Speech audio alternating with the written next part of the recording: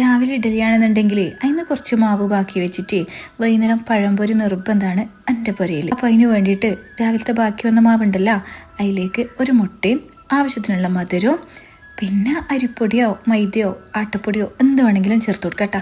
അപ്പം ഞാൻ എടുത്തിട്ടുള്ളത് അരിപ്പൊടിയും ആട്ടപ്പൊടിയാണ്. എന്നിട്ട് ഈ ഒരു കൺസിസ്റ്റൻസിയിൽ മാവ് ഉണ്ടാക്കി എടുത്തിട്ടുണ്ട്. നമുക്ക് വൈകുന്നേരം വരെ റെസ്റ്റ് ചെയ്യാനായിട്ട് മാറ്റി വെക്കാം. നമ്മൾ ഈ നാട്ടിൽ പഴംപൊരിക്ക് കായ് പൊരിച്ചതെന്നു മുമ്പെല്ലാം പറയല്, ഇപ്പം പഴംപൊരി തന്നെയാട്ടോ പറയല്. അപ്പോൾ പഴമൊക്കെ ഇതുപോലെ നീളത്തിൽ അരിഞ്ഞെടുത്തിട്ടുണ്ട്. ഇനി നമുക്ക് ചൂടുള്ള എണ്ണയിലോട്ടേക്ക് മൈദമാവിലൊന്ന് കോട്ടാക്കിയിട്ട് ഓരോ പഴമായിട്ട് ഇങ്ങനെ ഇട്ട് കൊടുക്കുക കേട്ടോ.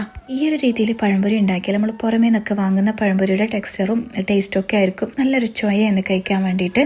പിന്നെ ഉച്ചക്കത്തെ ബീഫ് കറി ഉണ്ടായിട്ട് അതും കൂട്ടി കഴിക്കാമെന്ന് വിചാരിച്ച്. പിന്നെ ഈ പഴവും ബീഫും ഒന്നിച്ച് കടിക്കുമ്പോൾ എനിക്ക് വലിയ ഇഷ്ടമായിട്ടില്ല, മധുരവും എരിവും എന്തോ പോലെ തോന്നി.